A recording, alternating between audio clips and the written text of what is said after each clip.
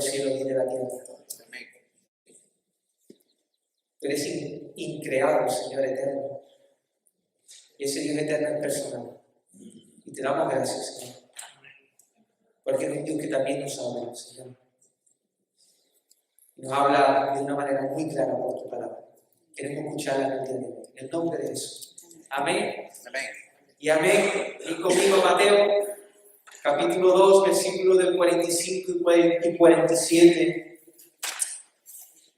Y bueno, sabéis que estamos en una serie acerca del Sermón del Monte, pero en estos días he visto la posibilidad de parar.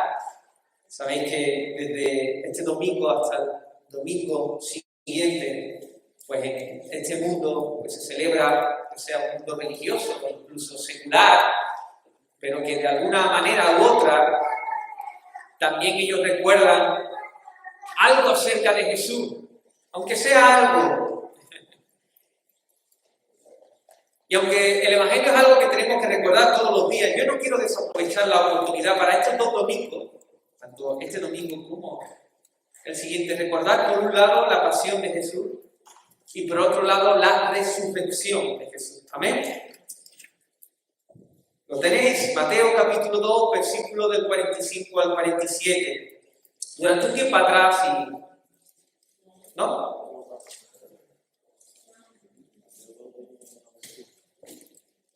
Disculpadme.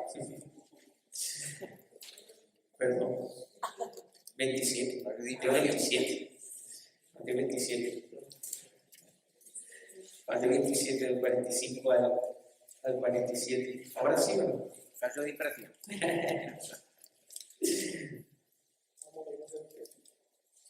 Y es obvio que no era. ¿Lo tenéis?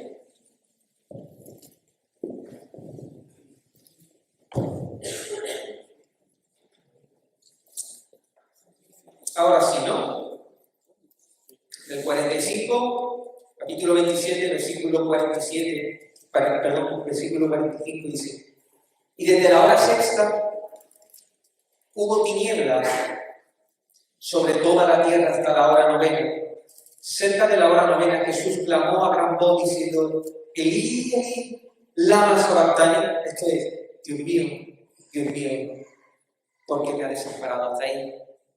Dios mío, ¿por qué me ha desamparado? Durante un tiempo atrás estuvimos atravesando pues esta situación tan difícil de la COVID-19 y muchas palabras que antes no usábamos o solíamos usarlas con poca frecuencia se convirtieron en parte de nuestro vocabulario. Por ejemplo, palabras como test, EPI, ¿recordáis la palabra? ERTE, estado de alarma. Exceptuando la palabra coronavirus, probablemente una de las palabras que sobresale sobre todas las demás fue confinamiento. Confinamiento. Algunos sinónimos de esta palabra es aislamiento, clausura, destierro, reclusión. Confinar significa, entre otras cosas, enviar o desterrar obligatoriamente o voluntariamente se va a alguien a un lugar que se le impide salir de allí. La situación de pandemia fue tan difícil que en nuestro país el gobierno español, el 13 de marzo del 2020, promulgó un estado de alarma. Un estado de alarma. La finalidad de esta acción era restringir de alguna forma a los españoles, restringirlos y confinarlos en su casa para que de alguna forma u otra no empeorase la situación y, por supuesto, pues el aumento de muertes. Esta situación de alarma hizo posible que nos pudiéramos confinar en nuestras casas con cierta garantía de que íbamos a hacer caso a ese llamado. Los confinamientos se dieron de diferentes maneras. La mayoría de todos nosotros estuvimos en casa, con la excepción de que solo podíamos salir para comprar, ¿recordáis? Otros, además de esto, salían a realizar un trabajo que se denominaba un trabajo esencial, y en el momento que se acababa su jornada laboral tenían que volver de nuevo a casa. Otros fueron confinados por síntomas, presumiblemente por coronavirus y fueron aislados totalmente en su propia casa, pero aislados de sus seres queridos. Otros fueron confinados en los hospitales y desde allí, pues de alguna forma, tenían contacto telefónico con familiares y amigos. Pero creo que para muchos su aislamiento ha sido lo que solemos decir coloquialmente, un calvario. Un calvario. Me refiero a aquellos, sobre todo a personas mayores, que comenzaron con leves síntomas y los síntomas se fueron intensificando cada vez más y a lo mejor estaban en su casa o en una residencia y pasaron de estar en una habitación aislada a pasar al hospital y después seguir con síntomas aún más graves, después subir a la planta de la UCI y allí morir en soledad, en abandono, sin las muestras de cariño de sus familiares. Un aislamiento francamente duro, un calvario. Esta palabra confinamiento o aislamiento encierra un gran drama, pero también muchas muestras de acciones de solidaridad.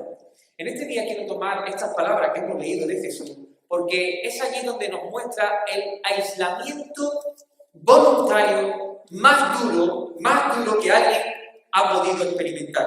No hay mayor sufrimiento que lo que pasó nuestro amado Salvador en la cruz del Calvario, donde gritó con agonía, versículo 46, Elí, Elí, lama sabactani, Dios mío, ¿por qué me has desamparado? Estas palabras están dentro de la pasión de Jesús, es decir, dentro de una serie de sucesos que se engloban desde la última cena hasta la muerte de Cristo en la cruz. Estas palabras representan el clímax de su padecimiento. Si nosotros intentáramos hacer una lista de los sufrimientos de Jesús, a pesar de su corta vida, sería bastante difícil completarla, porque él experimentó innumerables situaciones dolorosas. Por ejemplo, nació de una virgen, por la acción del Espíritu Santo. Eso hizo que lo llamaran en alguna ocasión hijo de fornicación. Hijo de fornicación. Nada más nacer, el poderoso y malvado rey Herodes lo persiguió hasta intentar acabar con su vida. En su ministerio terrenal tuvo que soportar que lo llamaran comilón, glotón, que lo llamaran bebedor, borracho, hijo de Beelzebú. No lo recibía ni su mismo pueblo, ni siquiera su misma familia, durante el periodo antes de la crucifixión. Sufrió todos los ataques de las autoridades judías. Lo probaban una y otra vez para atraparlo en alguna palabra. Él lloró por Jerusalén, lloró por la incredulidad de los corazones de los hombres, lloró por el pecado y sus consecuencias. La misma muerte de su amigo Lázaro era reflejo de ese mundo caído y por eso él lloraba, se indignaba contra lo que el pecado había destruido. Experimentó la traición de su círculo cercano. Judas, el mismo que comía pan en su mesa, había trazado un plan para entregarle a las autoridades judías. En el huerto de Getsemaní, el sufrimiento es tan grande que suda gotas de sangre. Mientras ora, sus discípulos no velan con él, se echaron como una especie de siesta nocturna. Jesús termina de orar y al fondo se ve cómo se aproxima una turba que viene con palos y con espadas y está siendo liderada por Judas. Este se acerca al maestro y le da un beso, señal que indicaba a la multitud a quien debían de prender. En estos momentos, sus discípulos, ¿saben qué hacen? Lo abandonan. Y después, más tarde, Pedro le niega 3 veces. Jesús, después llevado a las autoridades judías, le hacen un juicio expreso, rápido, veloz. No hay manera de acusarle justamente, por lo que entonces contratan a 2 testigos para que lo acusen falsamente. Finalmente lo declaran culpable siendo el único inocente de todos los hombres.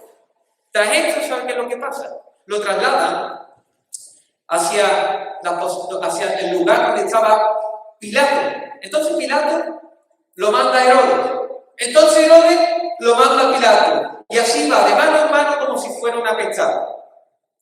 Ahora a Jesús se le hace un juicio romano. Tampoco haya ninguna falta en él. Sin embargo, las autoridades judías amenazan a Pilato con declarar a César que ese hombre que se llama Jesús se está declarando rey de los judíos. Y si es rey de los judíos, está en contra de César. Así que Pilato tiene miedo, por supuesto, pero también tiene miedo porque le corten la cabeza. ¿Y qué hace? Se limpia las manos. Y si vamos a entregárselo al pueblo, que el pueblo decida si dejan en libertad a un homicida o si dejan en libertad a Jesús de Nazaret, el que dice ser rey de los judíos. Y el pueblo, todo junto, dice crucificarlo, crucificarlo, crucificarlo. Era el mismo pueblo que había gritado anteriormente, el domingo de Ramos, Hosana, Hosana, bendito el que viene en el nombre del Señor, y ahora dice crucificarle, crucificarle. Entonces dejaron libre a un asesino y pidieron crucificar al inocente. Seguimos. Jesús pasa al pretorio y si allí se reúnen los soldados del gobernador y entre burlas y risas cínicas lo desnudan. Le echan un manto encima, pusieron sobre su cabeza una corona de espinas y una caña en su mano derecha y se arrodillaban delante de él en plan mofa diciendo: salve el rey de los judíos. Le escupían, le golpeaban la cabeza, le azotaban y luego fue llevado al Gólgota, haciendo cargar una cruz de aproximadamente 140 kilos, hasta donde pudo la cargó. Una vez llegado allí, clavaron sus manos en un madero y lo levantaron como los otros criminales que estaban junto a él y continuaban las burlas. Sálvate a ti mismo si eres hijo de Dios, desciende de la cruz y entonces creeremos. Hermanos, los sufrimientos de Jesús son espantosos. Ahora bien, si nosotros hacemos una lectura superficial de los padecimientos, puede provocar que solo veamos a Jesús como un hombre que sufrió situaciones muy dolorosas por culpa de gente que lo entregaban por codicia, como Judas, o que lo entregaran por envidia, como las autoridades judías, o que lo entregaban por cobardía, como fue el caso de Pilato. Una visión así de simplista mutila el Evangelio. Eso no es el Evangelio. Si nosotros nos quedamos en la superficie de los sufrimientos puramente físicos, se nos presenta a Jesús como una especie de revolucionario, o simplemente un maestro de moralidad que muere injustamente, o incluso un mártir por una causa justa que llevó a cabo hasta el final de su vida. Presentar un evangelio así, de forma realmente la pasión de Jesús. Y ese evangelio no salva. Ese evangelio no produce cambio. Lo mismo puede lograr que ciertas personas cojan sus estampitas o sus figuras con la imagen de un hombre a la cual llaman Jesús, se entristezcan, lloren, cojan sus pliegues y digan: ay, pobrecito Jesús. Pobrecito, pero realmente no produce verdadera transformación en su corazón. Después de esta semana, la gran mayoría de las personas que continúan y van a celebrar la Semana Santa, finalmente, después, cuando acabe, seguirán viviendo con su misma vida. Continuarán sin una relación profunda con Dios. Seguirán dando rienda suelta a sus pasiones pecaminosas. Su vida no girará en torno a Jesucristo.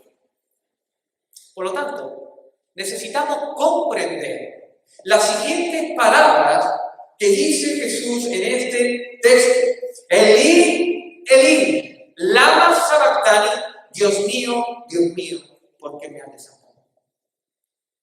Aquí, como hemos dicho, está el punto más elevado del sufrimiento de Jesús. ¿Qué está sufriendo Jesús? ¿Por qué está sufriendo así? ¿Y qué significa eso para nosotros? Bueno, pues no nos vamos a quedar en la superficie en el día de hoy. Vamos a intentar profundizar por medio de la palabra de Dios. Los tormentos que sufrió Jesús en la cruz del Calvario, mira, son indescriptibles, insondables para nosotros, imposible de describir con todas sus matices. Aún así, nosotros podemos vislumbrar lo suficiente para entender el mayor sufrimiento experimentado por una persona en esta tierra. La Escritura nos dice el viernes de pasión, ahí lo tenéis, a las 12 del mediodía, desde las 12 del mediodía hasta las 3 de la tarde, dice que hubo tinieblas en la tierra. Al parecer esa oscuridad es símbolo espiritual que envolvía a Jesús en la cruz. Cerca de la hora novena, él cita este Salmo 22.1. Elí, Elí, lama sabachthani. Dios mío, ¿por qué me has desamparado? ¿Qué está diciendo aquí? Lo primero que tienes que saber es que no es un grito de incredulidad, porque esto negaría la perfección moral de Jesús, cosa que en ningún momento vemos en la Biblia, sino más bien todo lo contrario. Él siempre confiaba en su Padre. Pero tampoco aquí es un grito, en este momento no es un grito de victoria. Si fuera así, él hubiera aludido a la última parte de este Salmo 22. Ni siquiera estas palabras se están refiriendo a cómo él se siente, aunque Dios está allí con él. Señor, me siento como si me hubiera abandonado, pero yo sé que tú estás aquí. No, eso no es. Las palabras las debemos tomar de manera literal. Es un grito real y de verdadero desamparo. El padre abandona al hijo en cuanto a su naturaleza humana. Hay un aislamiento, hay una separación. Es la única oración dirigida por Jesús a Dios en la cual no lo llama Padre. Dice, Dios mío, ¿por qué me has desamparado? Jesús en su humanidad experimenta el abandono real de Dios. Está solo. El Padre ha vuelto la mirada. Esto nos hace entender y nos da una explicación por qué Jesús suda gotas de sangre en el huerto de Getsemaní. Este hecho revela el costo enorme en la cruz. Jesús, recordáis, toma a sus discípulos más íntimos cuando está allí en el huerto y les dice: mi alma está triste hasta la muerte. Quedaros aquí y orad por mí, orad, velad. Estos discípulos nunca han visto así a Jesús. Jesús se aleja a un tiro de piedra y mientras están allí los discípulos están a un tiro de piedra. Ellos estarían contemplando cómo Jesús está sufriendo y cómo cae algo sobre de su frente hacia el suelo. Me imagino que se preguntan: ¿qué es eso? ¿Será sudor? ¿Será agua? ¿Cómo va a ser agua chiquillo? Sino que es rojo. Son grandes gotas de sangre que caen del cuerpo de Jesús. Y allí está Jesús: Padre mío, si no puede pasar de mí esta copa sin que yo la beba, hágase tu voluntad. A pesar del sufrimiento de Jesús, de lo que está sucediendo, de que los discípulos están contemplando cómo está el alma de Jesús, se duerme.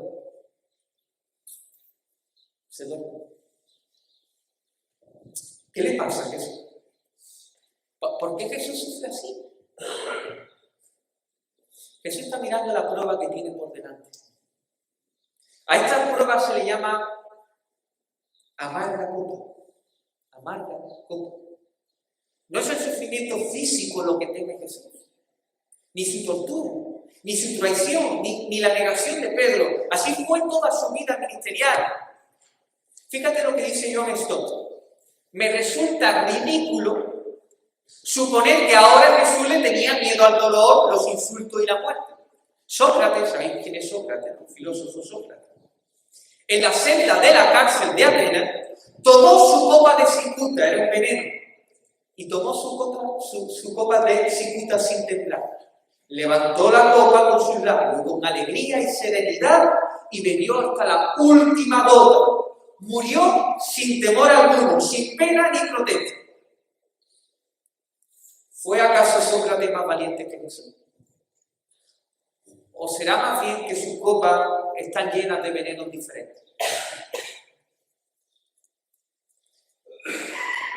Los mismos mártires cristianos afrontaban sus ejecuciones con alegría, Sin embargo, Jesús aquí en la cruz está desamparado.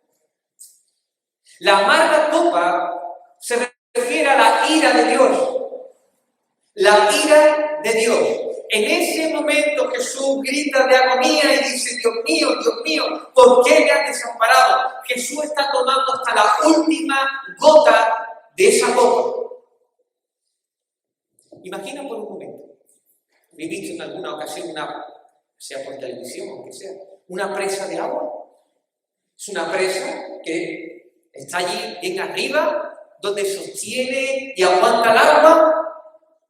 Se cierra su compuerta y se va acumulando el agua, se va acumulando el agua, se va acumulando el agua, se va acumulando el agua. Y de repente hay un momento que abre y ¿cómo sale el agua? Que no te coja por allí. Que no te coja por allí. En alguna ocasión hemos hablado del tsunami de Japón, con unas olas de más de 40 metros. El mar en todo su furor se llevaba por delante todas las cosas. Aún los más edificios más fuertes, más poderosos, mejor cimentados, eran como papel mojado.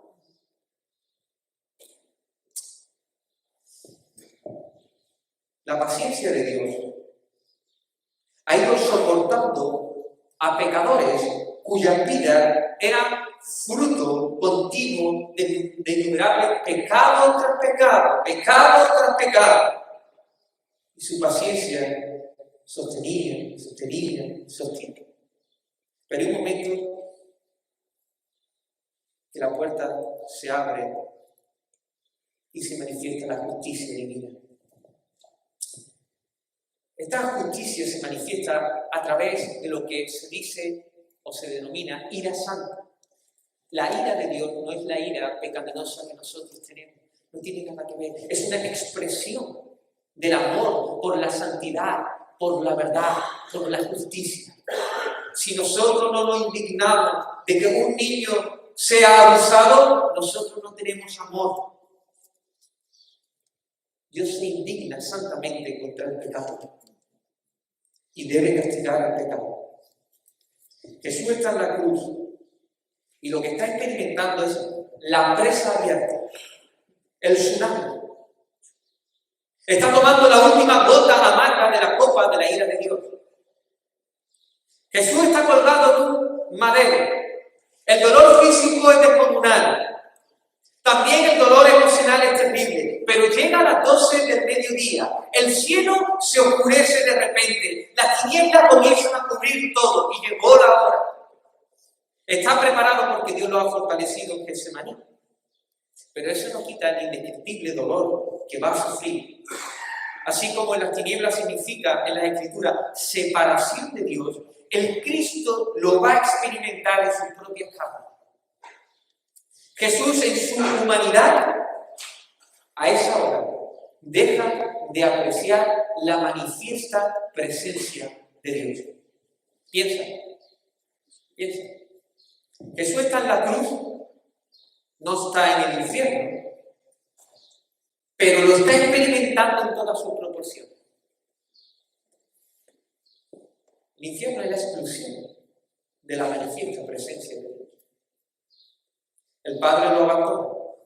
Él no experimenta ningún favor, ninguna gracia, ni siquiera ningún atisbo de gracia común. No hay bien, no hay vida, solo tinieblas, abandono, separación. Y a diferencia de Abraham, que tenía que sacrificar a su hijo y finalmente Dios proveyó allí el cordero, ahora Jehová, como dice el Salmo 53:10, Jehová quebranta al hijo. Querido hermano, no hay mayor sufrimiento que el de nuestro amado Salvador en la cruz del Calvario. No hay mayor aislamiento. ¿Fue entregado por Judas? Sí. ¿Por las autoridades judías? Sí. ¿Fue entregado por Poncio Pilato? Sí, pero como dice Pedro, también entregado por el determinado consejo y anticipado conocimiento de Dios. La pregunta que nos planteamos es ¿por qué? ¿Por qué experimenta Jesús el desamparo? Porque Jesús experimenta el juicio divino. La copa de ira no era para los malos, como se dice en Job 21:20, o para los impíos de la tierra, como se dice en el Salmo 75. ¿Qué pasa aquí? ¿Cómo puede abandonar el padre a su hijo? ¿Acaso lo ha dejado de amar? Por supuesto que no.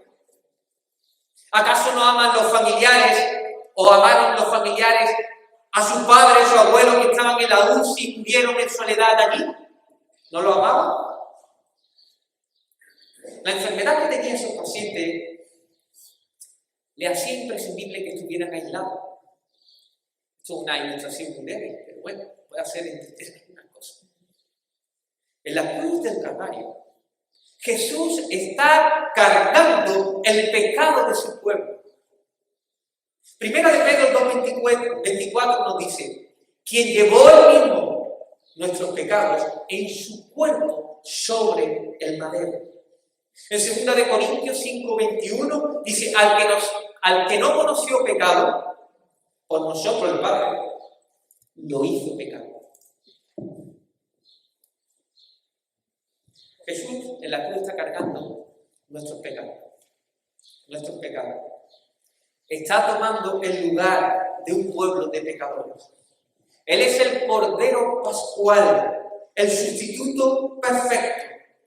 No hay pecado en él, nunca lo hizo, pero él toma el lugar de los pecadores. Y en ese momento, el Padre, además que es santo y no puede tener relación con los pecadores, y menos aún con aquel que está cargando el pecado de todo su pueblo, aparta su rostro. Jesús es tratado como pecador debido a nuestra sustitución.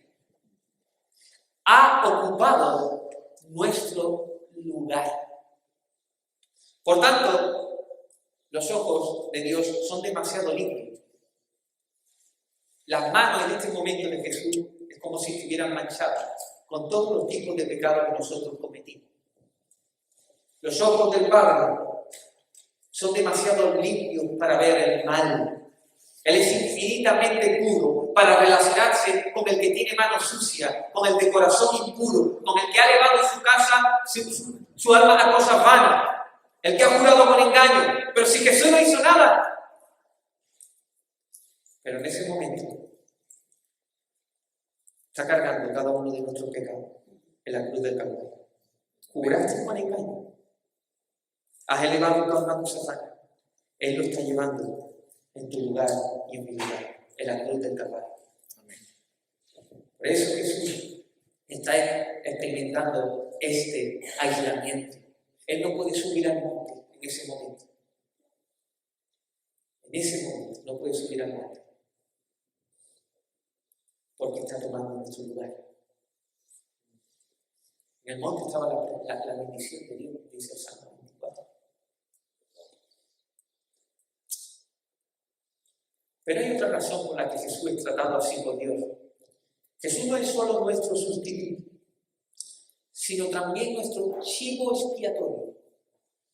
Dice 1 Juan 2:2, y Él es la propiciación por nuestros pecados.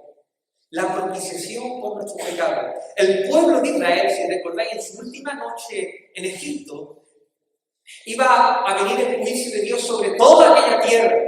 Y tanto los egipcios como los israelitas eran pecadores, todos.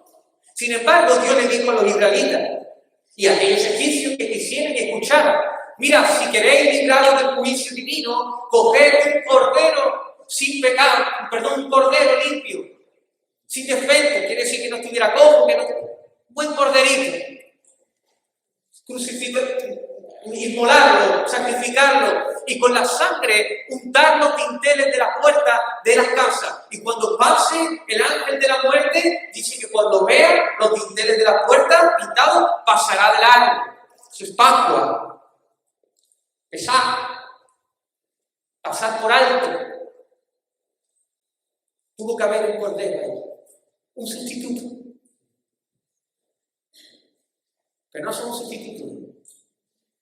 Algo que aplacara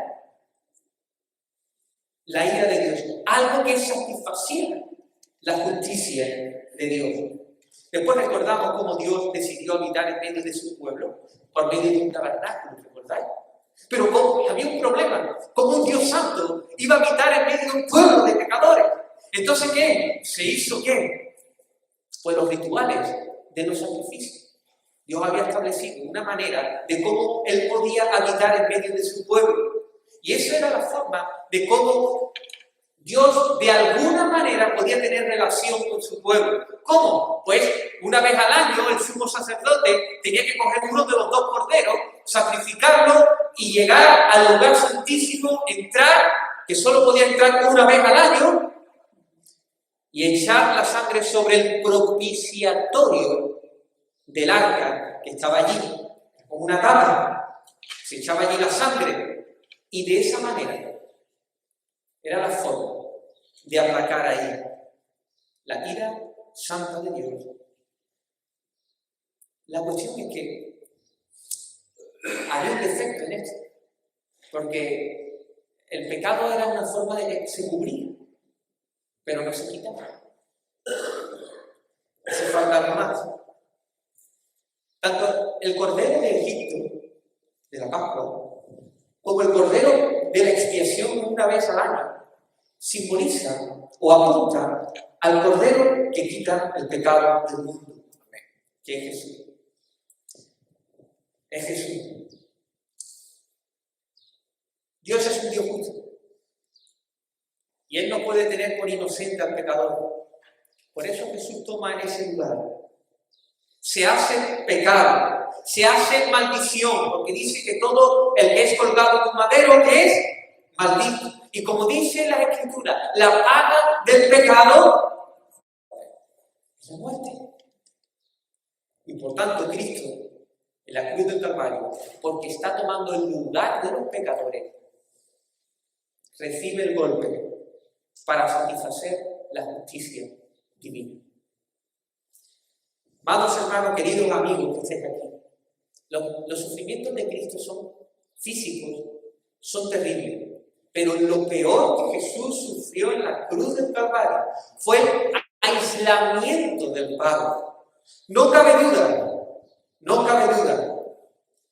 que la mayor bendición para el ser humano es la presencia de Dios. Pero la mayor desgracia para el ser humano es la ausencia de la manifiesta presencia de Dios. Ese es el mismo infierno. Excluido de Dios para siempre, sin ningún atisbo de bondad, sin ningún atisbo de alegría, sin ningún atisbo de lo que es Dios. Vida, paz, nada.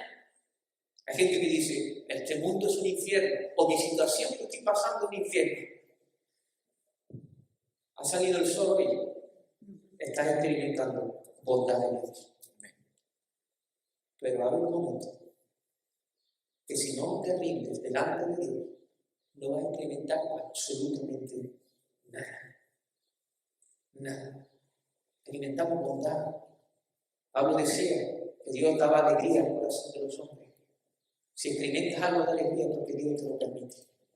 Porque sigue, a pesar de cómo está el mundo, a pesar de que hemos negado a Dios, Dios sigue sacando el sol para buenos y para malos, y dando lluvia para buenos y para malos.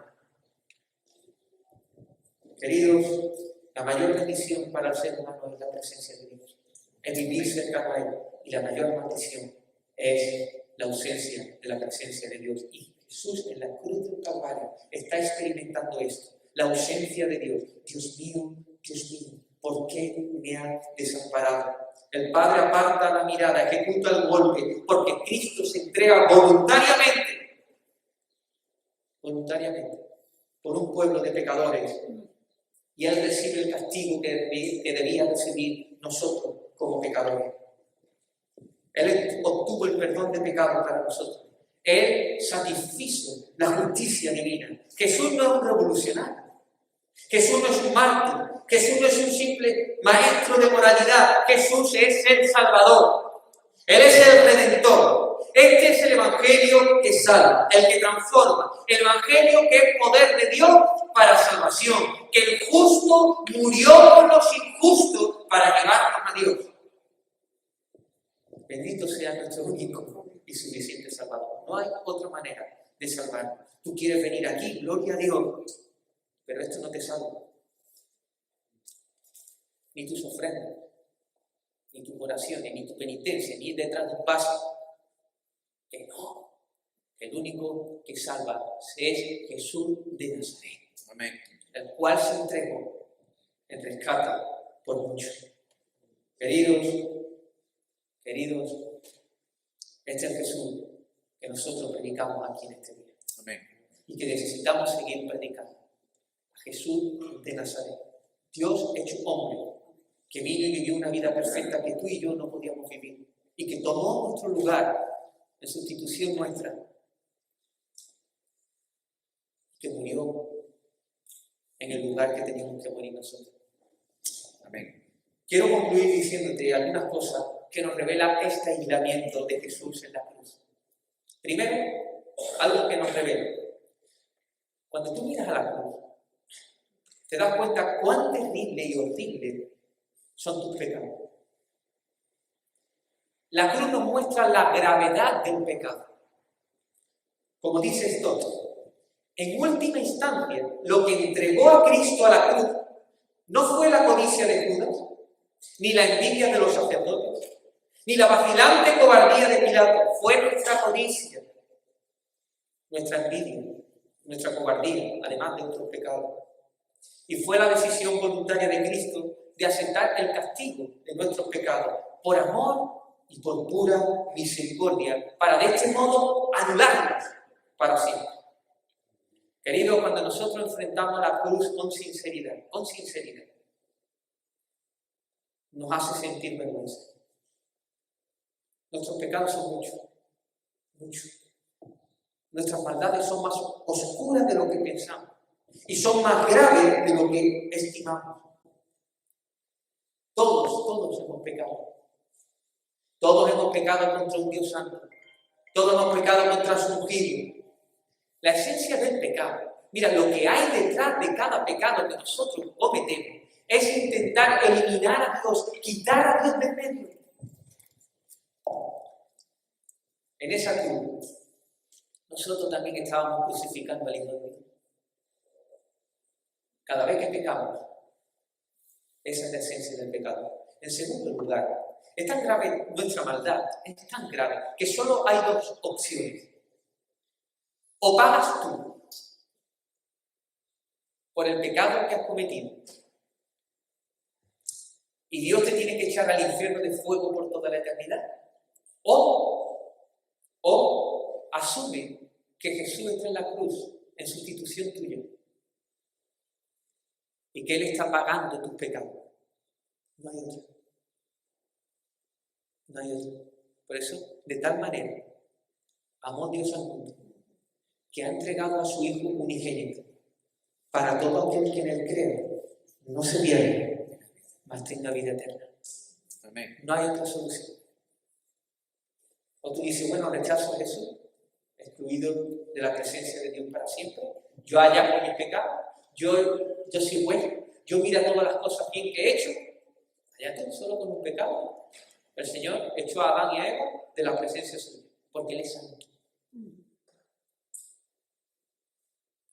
O reconoce que Dios se hizo hombre en la persona de Jesús y vino a este mundo y vivió una vida que tú y yo no podíamos vivir, y en la cruz del Calvario Él está pagando todos tus pecados.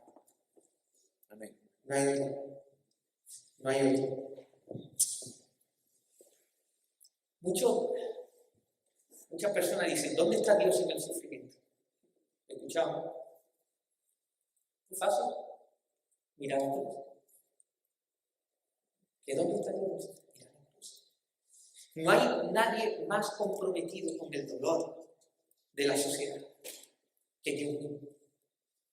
Él creó al ser humano, lo introdujo en el paraíso, en un lugar lleno de armonía, de plenitud, pero el hombre eligió su propio camino, voluntariamente se aisló de Dios. Y si tú te aíslas de Dios, te aíslas de todas las fuentes de verdad, de todo gozo, de toda paz, de todo bien, y el resultado es muerte.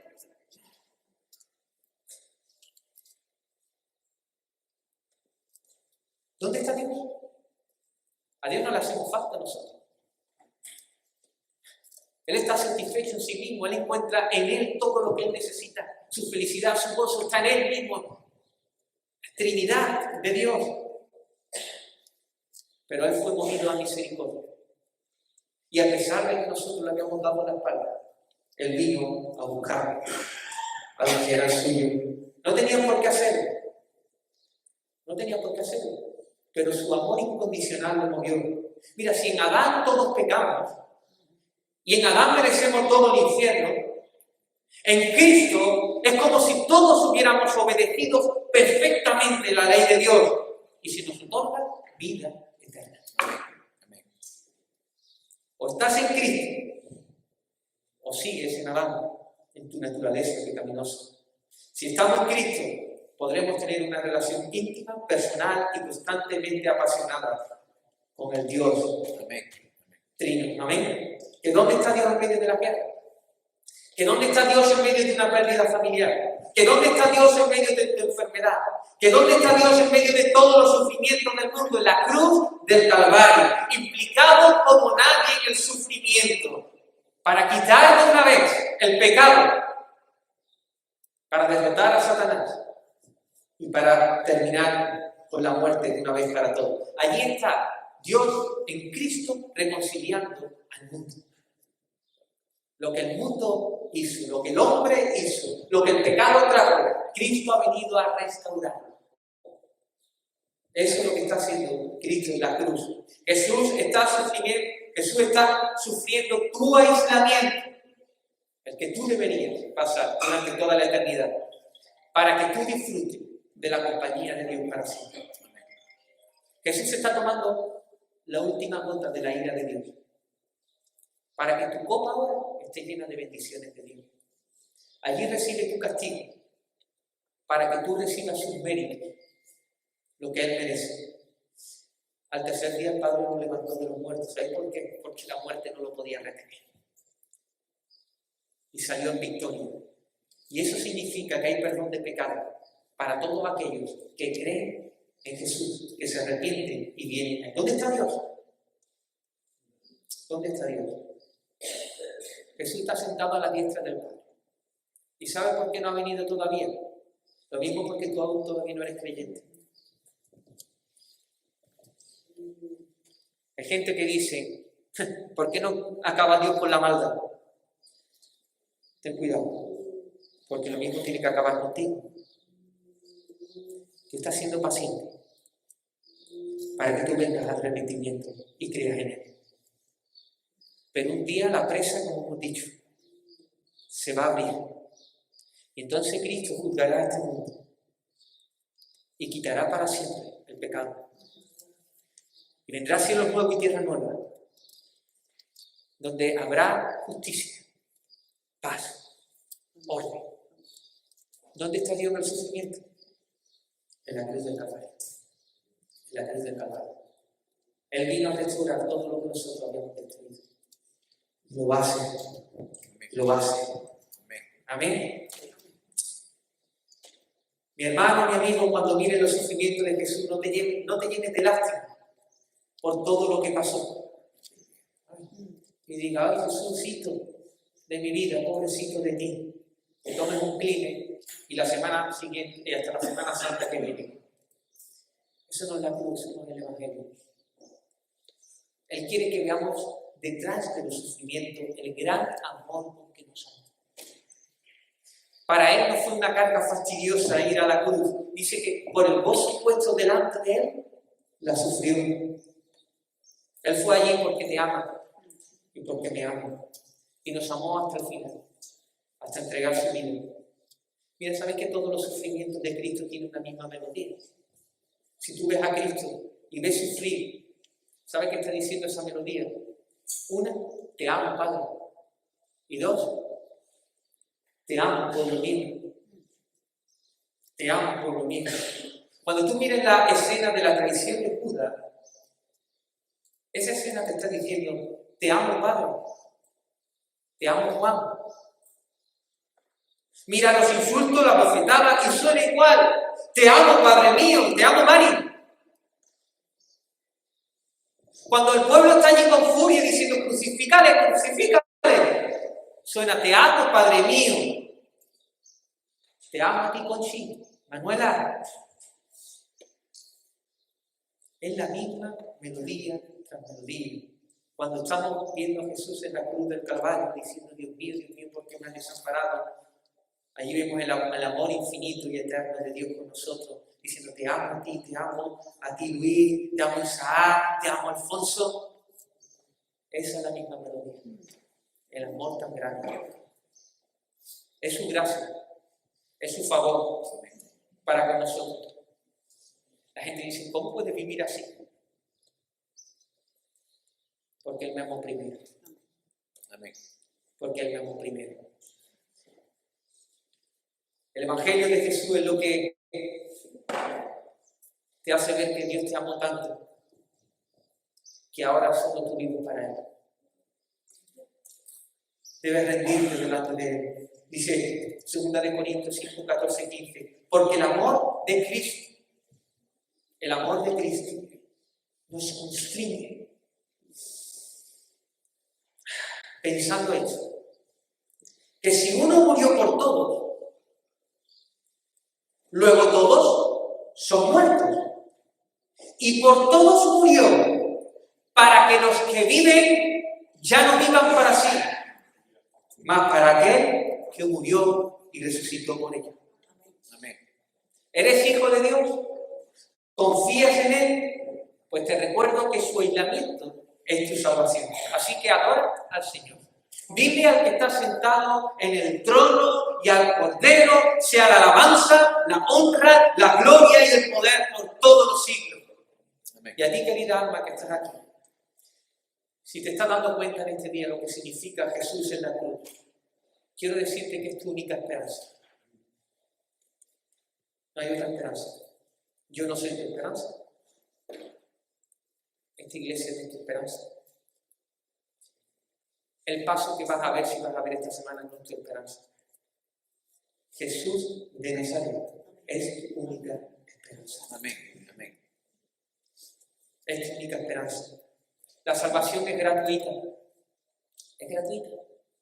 Pero algo tengo que hacer. Arrepentirte de tus pecados y creer en Él. Volverte a Él. Decirle, Señor, estoy imposibilitado. Que no puedo salvarme a mí mismo. Nadie me puede salvar, solo tú. Sálvame en este día. Sálvame en este día. Sálvame en este día. La salvación es gratis para ti, pero a Él le costó un alto precio. La vida de su Hijo amado. Así que no te queda otra. No te queda otra. Invéntate tu filosofía, lo que tú quieras, tu religión, pero no te queda otra. Las cosas son como Dios dice que son. O vives aislado de Dios para siempre, o reconciliado con Dios para siempre. Abandonados por siempre, o amparados por siempre. Muerte eterna o vida eterna. La vara del Altísimo o los brazos del Padre. La copa llena de ira santa o la copa llena de bendiciones celestiales. La presa desatada de ira divina o ríos de agua viva que corren en tu interior. Amén. Ahí está, tú delante de Dios. Ahí tienes que responder. Oramos. Señor, te damos gracias, gracias y gracias por tu aislamiento en la cruz del Calvario, voluntariamente, a favor mío, a favor de tu pueblo.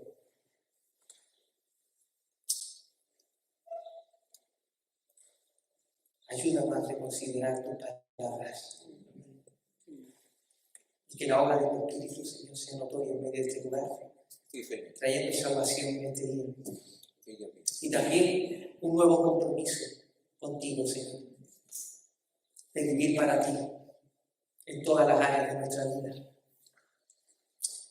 Te adoramos, Señor, y te alabamos. Gracias, Jesús. Gracias por ser el Cordero que quita el pecado del mundo. Sí, Señor. Gracias por ser nuestro Salvador, por ser nuestro